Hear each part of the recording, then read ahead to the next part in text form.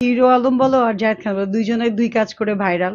তবে হিরো আলমকে আমি বেশি সাব্বাস দিব, মানে ওনার যে কাজকর্মগুলো দেখে সত্যি আমি নিজে ক্ল্যাপ দিই। মানে সে যে এই পর্যায়ে এসে তার ভিতরে যে কনফিডেন্ট, ও বাবা, মাশাল্লাহ, এনার্জেটিক। মার খাবো তারপরে আবার কাজ করব, এই যে একটা ব্যাপার। এবং গল্পের বই লিখেও ফেলছে, বিশাল ব্যাপার। ব্যক্তি হিসাবে জায়েদ খান আর হলো হিরো আলম। জায়েদ খান ও আর ড্যাশিং, এক কথায় ড্যাশিং ভাই। অবশ্যই সুদর্শন। মানে এখন বাংলাদেশে দেখেন কি, মানে ছেলেদের হাইটই পাওয়া যায় না, উনার যে হাইট, ও সেই হাইট। অবশ্যই হাইট ছেলে পছন্দ, শর্ট ছেলে পছন্দ না। ওদেরকে দেখতেই ভালো লাগে, যারা শর্ট ওদেরকে ওইরকম খুব একটা ভালো লাগে না আমার কাছে। এখন বাংলাদেশের বলো, ছেলে বলো মেয়ে বলো, এদের হাইট লম্বা টল খুঁজে পাওয়া অনেক কঠিন। ইন্ডাস্ট্রিতেও এখন এমন হচ্ছে, কিছু লম্বা পাওয়া যায়, কিছু শর্ট পাওয়া যায়। এখন কি হয় যে সমঝোতার মাধ্যমে যেটা করা হয়, মানে প্রোটেক্ট দিয়ে আহ, যেটাকে সুন্দর করে উপস্থাপনা করা যায় সেটাই হচ্ছে। যদিও আমি ফিল্মের প্রতি ইন্টারেস্ট না বর্তমানে, তারপরে যদি এরকম একটা নিউজ শুনি খুব ভালো লাগবে। বাংলাদেশে খান তো দুইটা আছে, উম, শাকিব খান, জায়েদ খান, এই দুইটাই ভালো লাগে।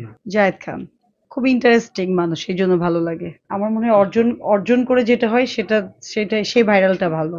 আজকে ডিজাইনার ডোর এর যে ওনার, উনি আমাকে ইনভাইট করেছিল, সেই জন্য এখানে আসলাম।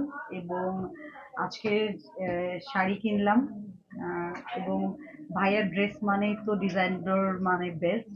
এবং আমি শপিং করছি এবং অনেকেই করছে, আজকে অনেকে আসছে, ভালো লাগলো। হ্যাঁ, আলহামদুলিল্লাহ সব রোজা রাখছি।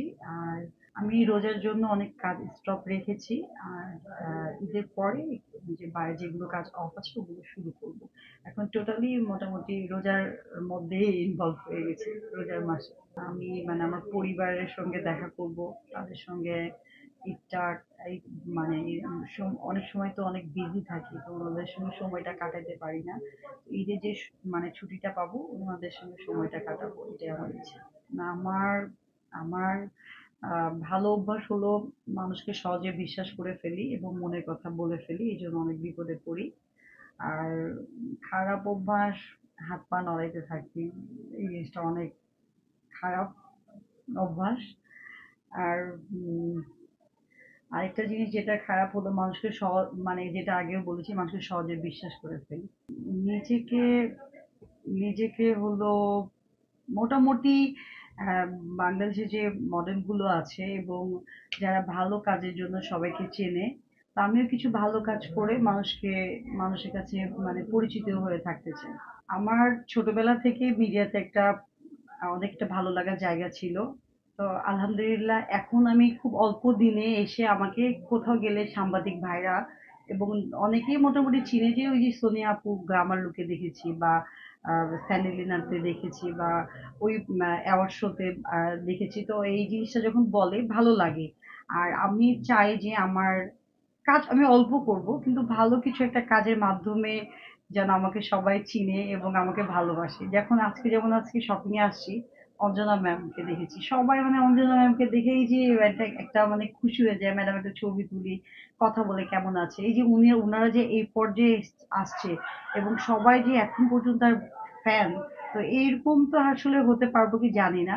তো এরকম কিছু হইতে ইচ্ছা হয়, যে এরকম কিছু যদি হতে পারতাম। সবাই সুস্থ থাকবেন, ভালো থাকবেন। রোজার মাস, সবাই যতটুকু সম্ভব সংযত থাকার চেষ্টা করবেন। এবং আমরা রোজার শেষে যে একটা ঈদটা পাবো, আমরা সবাই মিলে পরিবারকে সময় দিব এবং সবার সঙ্গে ঈদটা উদযাপন করার চেষ্টা করব। বিশেষ করে আহ পরিবারকে সময় দিব। My favourite Piyal Hossain designer ডোরের ড্রেস আমার সবসময় ভালো লাগে। এবং এই ভালো লাগার জন্যই এখনো আসছি, তার প্রথম আজকে ফেস্ট, এবং শপিংও করলাম, ভালো লাগছে। ভাইয়ার জন্য বেস্ট উইসেস, ভাইয়া আরো সামনে এগিয়ে যাবে এবং আরো ভালো ভালো ডিজাইনার ড্রেস রেডি করবে, যেগুলো আমরা নেক্সটে পরে আবার স্টেজ শো করব।